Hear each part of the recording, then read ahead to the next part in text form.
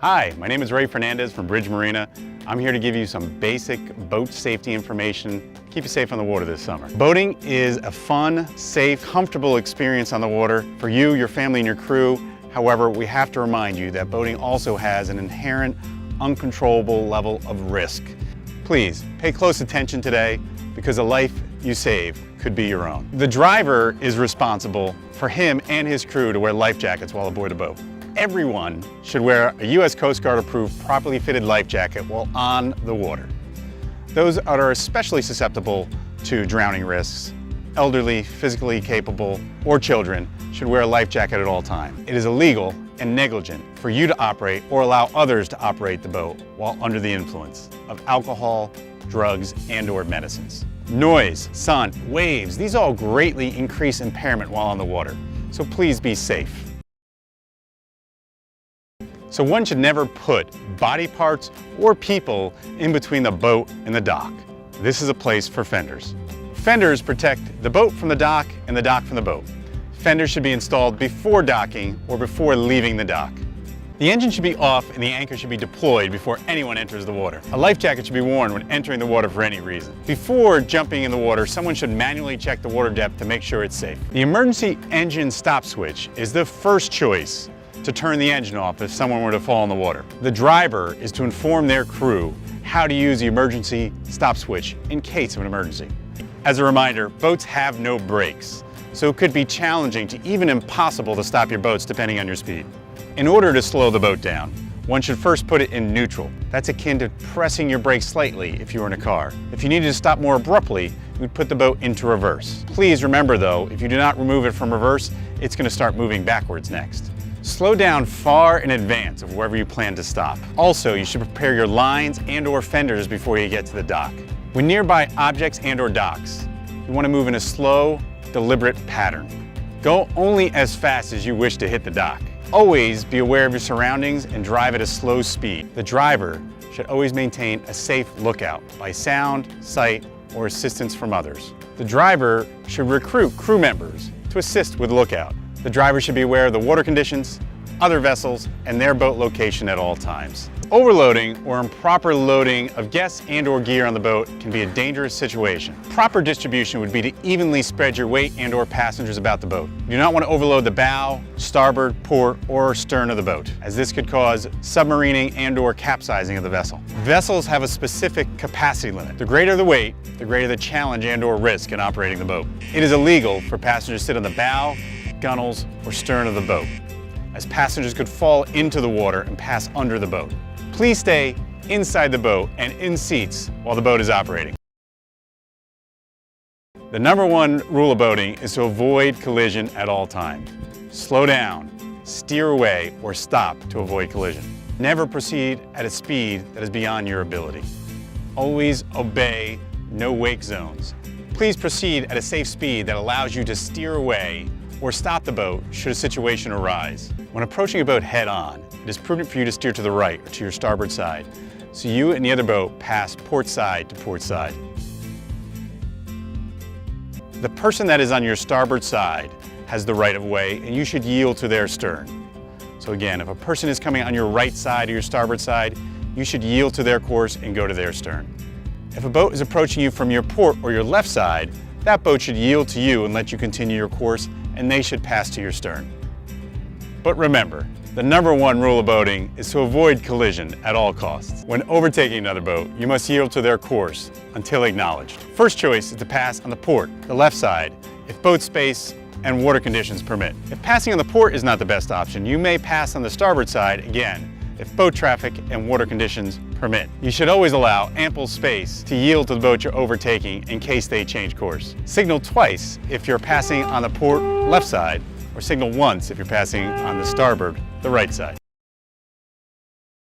While you're on the water, you will come across information buoys. These are here to give you information about the waterway. A popular one may be a no-wake buoy. This is a white buoy with a circle on it. and this would indicate to drive at a no-wake speed. As a driver, you should always be aware of the navigational aids and information buoys that you come across on the water, and react accordingly. The driver should not only review their chart and plan their course before departing, they should use that chart throughout the day. Do not rely solely on electronics. Within the chart, you will find hazards, water depths, channel markers, and other safety information that will help you throughout your day. Please stay in the channel, avoid shallow areas, and please do not follow other paths of other boats, as they may not know where they're going. As a boater, you must proactively monitor the weather. Abrupt changes in wind and/or temperature can be indication of changing weather.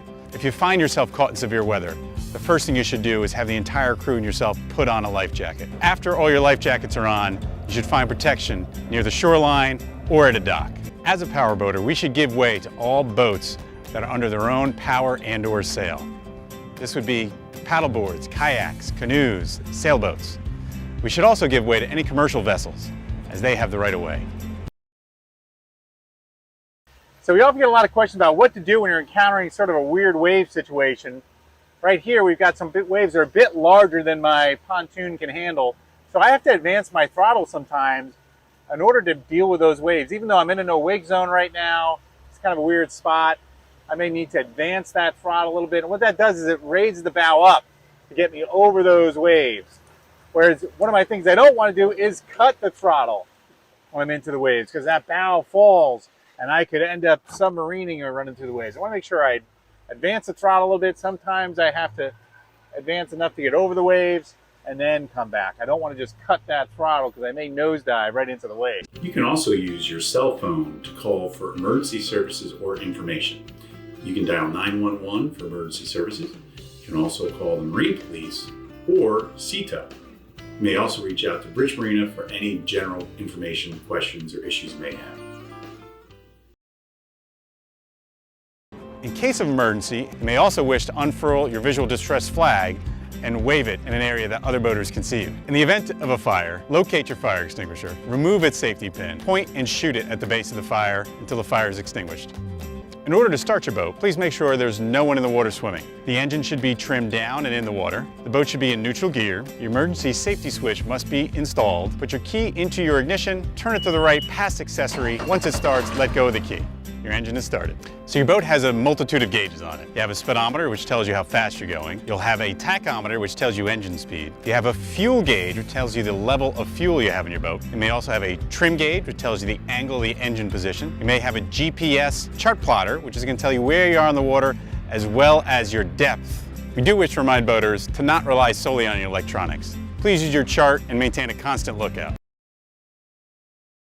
When you're going to anchor, you should make sure you're anchoring out of the channel, out of traffic, in a safe area. We have significant enough water depth to make up for any tide changes. When anchoring, make sure you bring the boat to a complete stop. Turn off your engine and prepare your anchoring equipment. When you're setting out your anchor, deploying your anchor, always anchor from the bow of the boat. It's not necessary to throw your anchor and/or your anchor line overboard. Rather, you should sound the water depth using your anchor and line by passing it through your arms and measuring your line till you hit the bottom. Once you feel you've hit the bottom of the water body, you should then measure out 3 to 5 times whatever that length was down. Example, if you ran 3 lengths of line through your arm before the anchor sounded the bottom, you would then let out approximately 15 lengths of line, and then you'd secure that anchor line to the bow of your boat. To pull your anchor, unfasten your line from the cleat, manually pull up your anchor line and your anchor and stow it. Then you may go back and start your engine and be on your way. The engine should be off and the anchor should be deployed before anyone enters the water. A life jacket should be worn when entering the water for any reason. Before jumping in the water, someone should manually check the water depth to make sure it's safe. When you're going to a dock, you should have your dock lines, dock pole, and fenders out in advance and in place.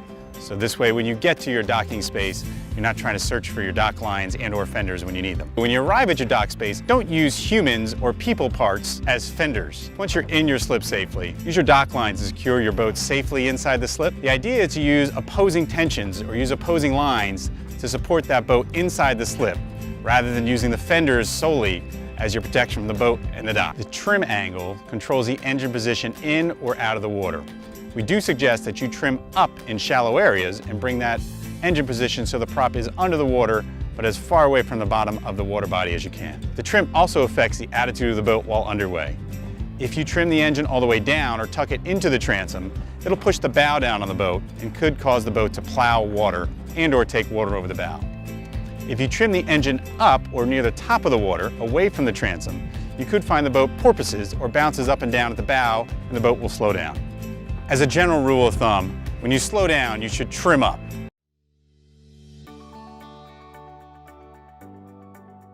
I understand not to tow anything or anyone from the rental boat. I will not allow any unauthorized operators. I will not use the vessel at night. I will return the rental boat promptly as scheduled in my agreement.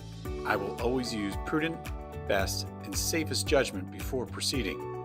I understand it is my responsibility, not the rental company, that I adequately understand and am trained in operation and handling of this boat, including navigation rules, buoys, aids, knowing where to go and how to return safely, as well as all aspects of my boat use. I understand I'm responsible to enforce use of life jackets and ensure the boat is safe for use and ensure all safety equipment is on board and in proper condition.